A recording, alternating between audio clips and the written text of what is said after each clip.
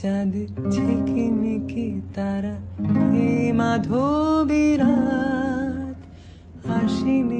Hi everyone, আসসালামু আলাইকুম। আজকে আপনাদেরকে দেখাবো কিভাবে সেলাই মেশিন ছাড়াই বা কোনো প্রকার সুতা ছাড়াই আমি কিভাবে এই সুন্দর পর্দাটা বানিয়েছি, তাও আবার খুবই অল্প সময়ের ভেতরে, শুধুমাত্র এই দুইটা কাপড় আর লেস দিয়ে।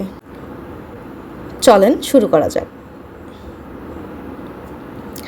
প্রথমে আমি কতটুকু পর্দার লেন্থ দিব সেই অনুযায়ী কাপড় দুটো মেজার করে আমি কেটে নেই। এরপরে গ্লু গান দিয়ে কাপড়টা অ্যাটাচ করি, সাদা কাপড় এবং এই খয়েরি কাপড়টা বল প্রিন্টের। দুটো ভালোভাবে অ্যাটাচ করা হয়ে গেলে এর উপরে আমি লেসটা দিয়ে আবার এই গ্লু গান দিয়ে অ্যাটাচ করব। আর সরি, আমি একটা ভিডিও ক্লিপ নিতে একটু ভুলে গেছি। সেটা হচ্ছে আমার কাছে আরেকটি ফুলের লেস ছিল, সেখান থেকে আমি শুধুমাত্র ফুলগুলো কেটে জায়গায় জায়গায় এই ফুলগুলোকে লাগিয়ে দিয়েছি, সেটাও এই গ্লুগান দিয়েই, কোনো প্রকার সেলাই ছাড়াই। আপনারা ফুল ভিডিওতে প্রথম দিকে দেখতে পেয়েছেন এবং পরবর্তীতেও আমি দেখাচ্ছি।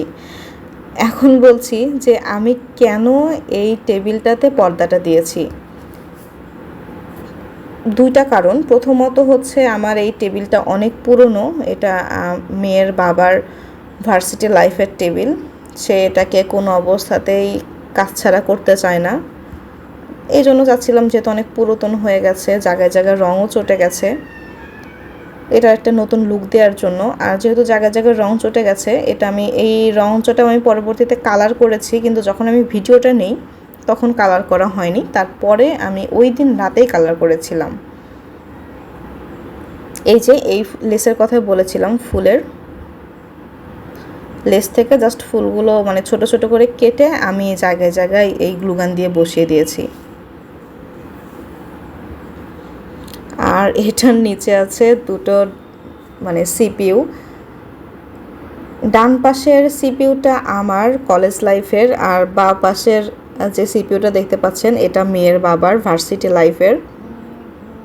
কেউই আসলে আর ডেস্কটপ ইউজ করি না, কিন্তু পুরাতন জিনিসের প্রতি একটা মায়া আছে, এই জন্য আমরা রেখে দিয়েছি। আর মাঝে মধ্যে দেখা যায় যে দু একদিন পর পরই পরিষ্কার করতে হয় এই টেবিলটার নিচে রাখার জন্য। তো ভাবলাম যে একটা পর্দা দিয়ে দেই, তাহলে একটা লুক, নতুন একটা লুকও আসবে, সাথে জিনিসগুলোও খুব একটা ময়লা হবে না।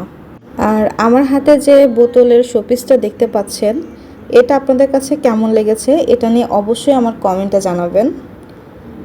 যদি আপনাদের কাছে ভালো লাগে তাহলে আমি এটা নিয়ে আরেকটা ভিডিও আপনাদের সাথে শেয়ার করব। Thank you for watching. সবাই ভালো থাকবেন।